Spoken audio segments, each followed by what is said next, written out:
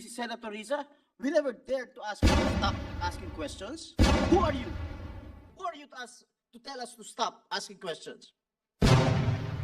Remember, if one of us tells the sponsor to defer the budget of DOT, what will happen to you? Pumalag ang mga senador dahil sa inasal ng isang secretary tungkol sa deliberation ng budget. Ang gusto kasi mangyari ni Secretary wag na magtanong pa at tapusin agad at aprobehan na ng mga senador ang budget ng ahensya. Dito nagalit si Senador Jinggoyy Estrada at sinabihan niya ang Secretary na sino ka para utusan kami mga senador. Dagdag pa ng senador trabaho nila na alamin kung saan gagamitin ang pera ng taong bayan at alam nila ang kanilang ginagawa kaya wag daw umasta ang secretary na parang tauhan nila ang mga senador at unfair naman yan sa mga ibang agencies na binusisi nila ng husto. Pero agad naman humingi ng tawad ng secretary, narito panoorin natin at kung hindi ka pa nakapag-subscribe sa channel na ito subscribe ka na at i-like ang ating video kung nagustuhan mo para updated ka palagi sa mga balita dahil iba na ang may alam.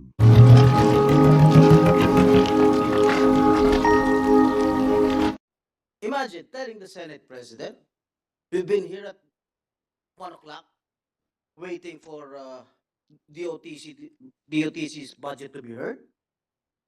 We've been working since last week, deliberating on all the budgets of the departments here.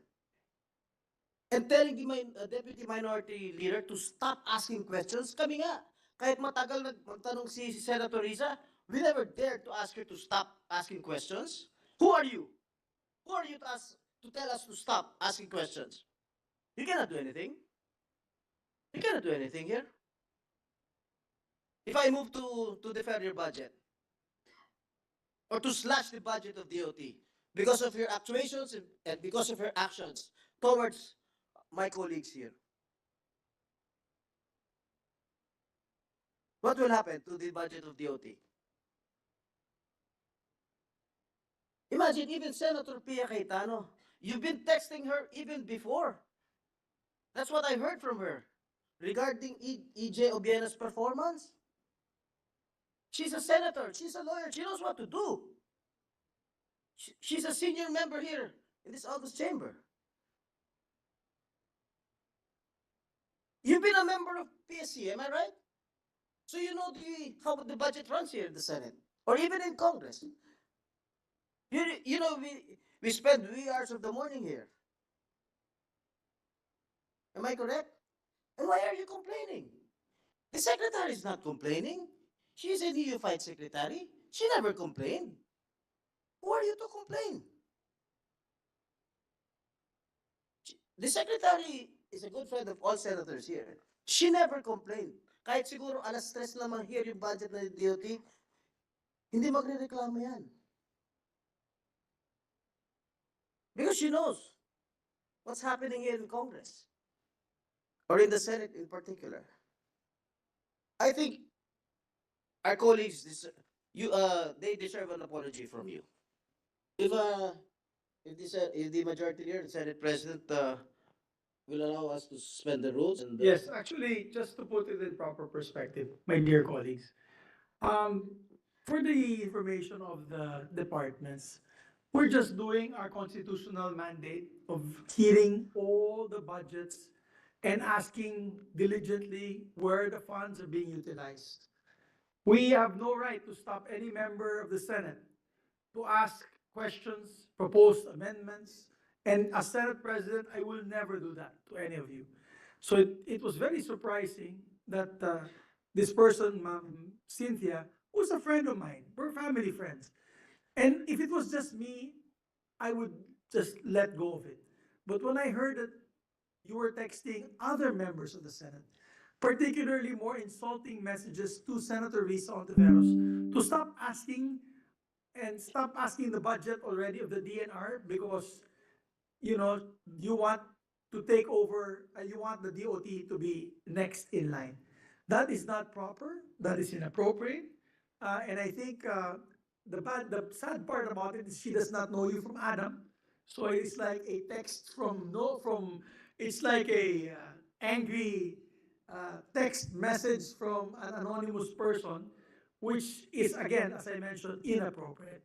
And so I would like to ask the majority floor leader and the body to allow, please, before I do the motion to allow to suspend the rules so that she may address us if she wants to apologize or not, because it is quite insulting to the members of the Senate. And we're not doing this to trample on anyone's rights. It's just that we are all working very hard. And the good gentleman from San Juan is absolutely correct. We've been here in the morning and we've been doing this for the last week. It's our 8th day. Sorry, our 7th or 6th day of doing this and going home at 2 in the morning. So 8th day? It's our 8th day. My apologies. And we've done almost all departments. So my colleagues don't deserve that. My colleagues, never mind me. You can insult me, you can get mad at me. But my colleagues do not deserve that treatment from members of the government who are actually trying to sponsor their budgets. And so before I make a motion, Before I recognize our deputy minority leader, I did not get any text from this certain head of the agency of PRA, Mr. President. But I just like to wanted to put on record my utmost disgust, dismay, and disappointment, especially coming from a fellow government official. Mr. President, I take offense. Even though I did not get the text, I take offense being a member of this institution, and I joined the gentleman from San Juan and our Senate President and remind our colleagues, not only in this August chamber, but also every single government official. Mr. President, I haven't seen my kids and my wife so by for so many days, for more than a week now. Senator Jinggoyy's wife is celebrating her birthday today. He couldn't even go home. And then someone from a public official would dare to question our duties and responsibilities, our work here in the Senate. It's unacceptable, Mr. President. So even if the distinguished head of PRA is not willing to answer or apologize, I think we should hear from her, Mr. President. What she wants, what she wanted to happen, how she think this Senate as an institution would be better if we will succumb to whatever she wants, Mr. President. So, Mr. President, with that, I will support any motion to suspend the rules, if there be. But for the meantime, we will yield the floor to our Deputy Minority Leader, Senator Lisa Ontiveros. our deputy minority floor leader is recognized.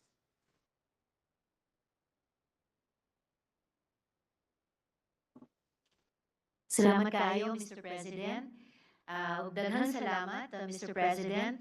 Maraming salamat kina Senator Jinggoyy, Senator Nancy, who took immediate action on this when I brought it to her attention, to Senator Pia, the Majority Leader, all colleagues who came together this midnight to make things right. Sa huli kasi, higit sa lahat tungkol ito sa respeto. Kasi hindi po tayo gumagamit ng sense of entitlement. Ginagawa lang natin at ginagawa namin dito sa Senado ang aming tungkulin, ang aming mandato. I am a member of the minority, a proud member of the minority, and I take offense if our modest Senate President will not, at the Senate President of our institution being texted such Minumungkahi ko po. Salamat kaayo to Sec Frasco for her apology and the apology as well of another official of the DOT who met us in front near the lounge.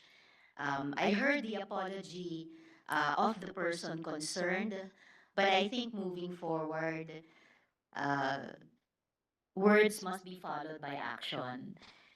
Pagwasto sa ginawa niya, hindi lang sa ilang individual natin, pero sa buong institusyon natin. So I hope things can be set right uh, in the next days. At hindi lamang sa Senado, pati sa publiko na sumusubaybay sa trabaho namin uh, over the past 2 weeks. They at least, I think, appreciate the seriousness with which we do our work. Ano man ang oras, gaano man kami, kapagod o hindi pagod. Dahil sa huli, higit sa lahat, tungkol sa respeto. At ang respetong binibigay ng mga senador sa aming trabaho. Salamat kaayo, Mr. President. Thank you very much, Deputy Minority Floor Leader Lisa Ontiveros. So if the body wishes, and I believe the body wishes, we move to, with the permission of the body, we move to suspend the rules and ask her if she has anything else to say to the body. Mr. President, There's a motion, suspension. session suspended for 1 minute.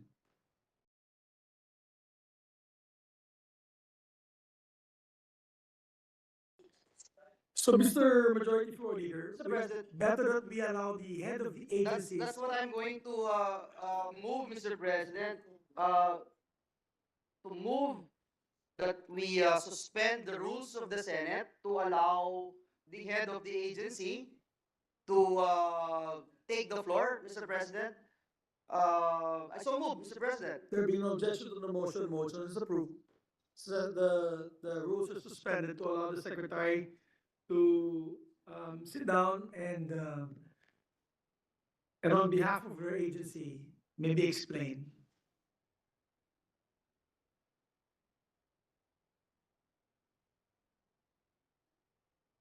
Good morning, Mr. Senate President, Good morning, and ma'am. to the members of the Senate. First of all, allow me to express my gratitude for your service to our country and to make things quite clear that the Department of Tourism fully respects the constitutionally mandated duty of the Senate to deliberate upon the budget of all agencies, including the DOT. We respect your mandate, we respect your discretion, and we fully appreciate your exercise of your duty even now to the wee hours of the morning. That being said, I share in your shock and dismay at the highly inappropriate, unacceptable, and out of line actions of the head of the Philippine Retirement Authority, the recently appointed GM Cynthia Carrion, who at the beginning of this day also actually approached me and demanded that we be placed first as far as the schedule of the deliberations of the budget, to which I immediately replied to her to say that we cannot do that because the Senate is an independent body and we must fully respect their schedule, their discretion, their time. We wait like everybody else because that is, we are in their house. Notwithstanding that, imagine my shock and complete and utter disappointment when I learned that she, in defiance of what I had been very clear to her about, proceeded to send these inappropriate text messages.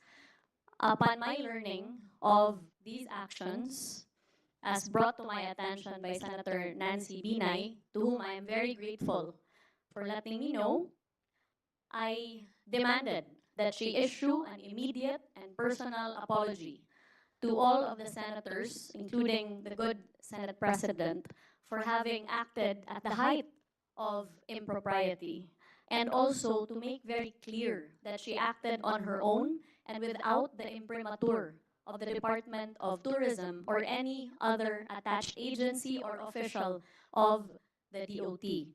That being said, Mr. Senate President, she earlier apologized personally to the senators. Nevertheless, as a tacit manifestation of our commitment to set things right, I have already ordered my Chief of Staff to immediately conduct an investigation into her actuations and subsequent findings of the same to mete out the appropriate penalty that is appropriate to the impropriety of her actions.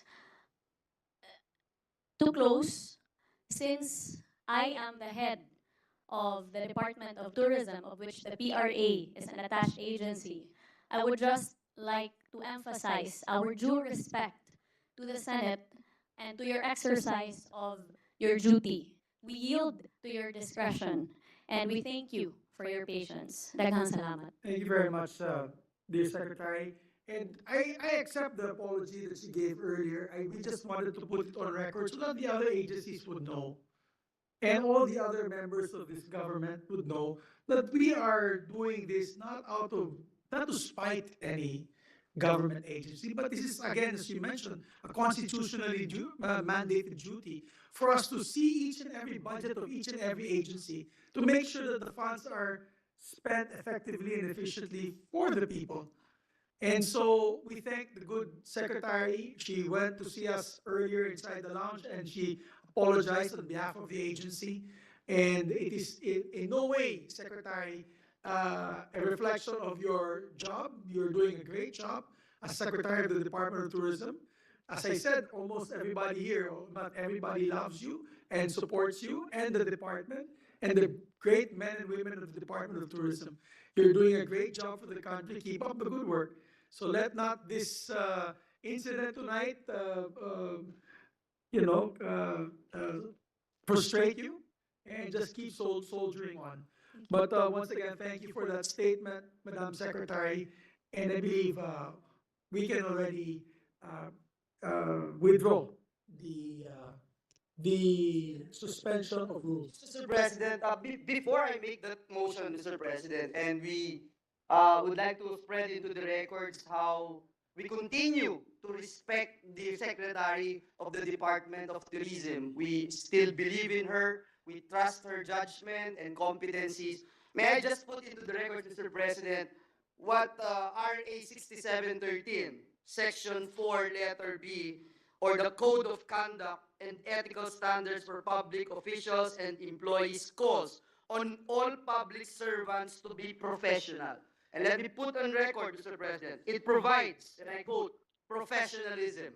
Public officials and employees shall perform and discharge their duties with the highest degree of excellence, professionalism, intelligence, and skill. They shall enter public service with utmost devotion and dedication to duty. They shall endeavor to discharge wrong perceptions of their roles as dispensers or peddlers of undue patronage. Just wanted to put that on record, Mr. President, as a member of this August Chamber, as a fellow public servant, Mr. President. That is the Code of Conduct and Ethical Standards for Public Officials, RA 6713. Mr. President, at this juncture, I move that we withdraw the suspension of our Senate rules and allow again the sponsor of the measure, Senator Nancy Binay, to defend the measure. There being So no moved, Mr. objection to the President. motion is approved. Oo nga naman, bakit naman ganun si Secretary? Lahat naman siguro nagmamadali at may mga appointment pa ang bawat isa. Tinanggap naman ang apologize ni Secretary ng mga senador. Kayo mga bayano, ang mga opinion nyo ay lahat na sa comment section natin at babasahin ko yan isa-isa. Thanks.